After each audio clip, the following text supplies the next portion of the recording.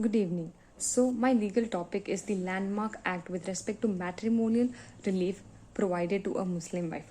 We all know that dissolution of marriage is basically the ending of marital relationship, and one of the modes of dissolution of marriage is a judicial divorce. Judicial divorce is nothing but the divorce by the order of court of law. So basically, before 1939, a Muslim woman she could seek judicial divorce only on two grounds. The first one is when there is false charge of adultery by husband against the wife, and which is also called as Lian, and the second ground is the impotency of husband. Only on these two grounds the wife could seek a judicial divorce. On the other hand, the husband need not go to the court because all forms of divorce such as Talaq, Zihar, Khula, Mubarat were solely dependent on the husband's will. Therefore, there were conflicting provisions in many Muslim law schools with respect to judicial divorce by wife, and it was also rightly felt by right thinking people and also the government that there was injustice being done to Muslim wives with respect to the matrimonial relief matters. Accordingly, the Dissolution of Muslim Marriage Act 1939 was enacted by the Central Legislature on 17th March 1939. Under this act, a wife married under the Muslim law she could seek judicial decree on any of the grounds which will be further mentioned apart from the along with the other grounds which were mentioned earlier.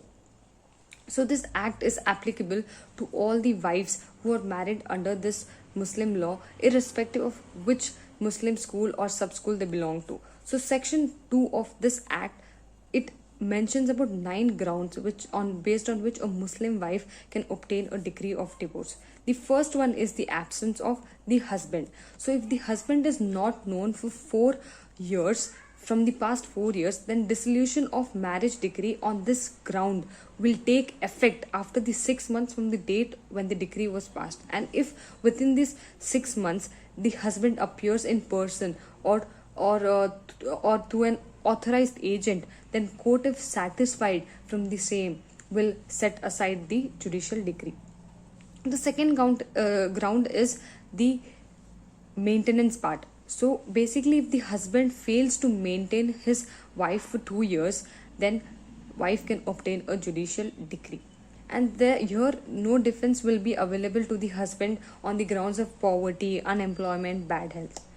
So the next ground is that if the husband without any reasonable cause fails to perform or is unable to perform the marital obligation for 3 years, then this would also hold a good ground for the wife to obtain a judicial decree of divorce. The next ground is the impotency of the husband. If the husband was impotent at the time of marriage and continues to be so, then and if the husband within 1 year from the date of the order obtained by the wife for the dissolution of marriage on the grounds of impotency on the application, if it satisfied the court that the husband ceases to be impotent, then then such decree will also be set aside. And the next ground is the imprisonment. So if the husband is imprisoned for 7 years or more, then this will also hold a good ground for judicial decree of divorce. Then the next ground is if the husband is insane or is suffering from leprosy or any venereal disease for 2 years, then judicial divorce by wife can be claimed on the same ground. And the next ground is repudiation of marriage by the wife. So here, if a girl, if she's married before the age of puberty, that is 15 years under Muslim law, if she is married by a father or a guardian, then under Muslim law, she'll be given the right to repudiate such marriage after attaining the age of majority, that is 18 years. And that marriage, but the condition here is that the marriage must not have been consummated. And if it's not consummated, then she will be entitled to decree of divorce for the same. The next ground is the grounds which are mentioned under the Muslim personal law for the dissolution of marriage. Then the last ground is cruelty by husband. If the husband treats his wife with cruelty, then she can approach the court and claim for the decree of judicial separation on the same ground. And here Cruelty is not just physical cruelty, but it also includes mental cruelty. And some of the examples of cruelty are physical assault, forcing her to live an immoral life, then making defamatory statements which would affect her reputation or destroy her reputation. And the next example is when the husband stops her from practicing her religion, and also if the husband is not able to treat all of his wives equally. These are some of the examples of cruelty.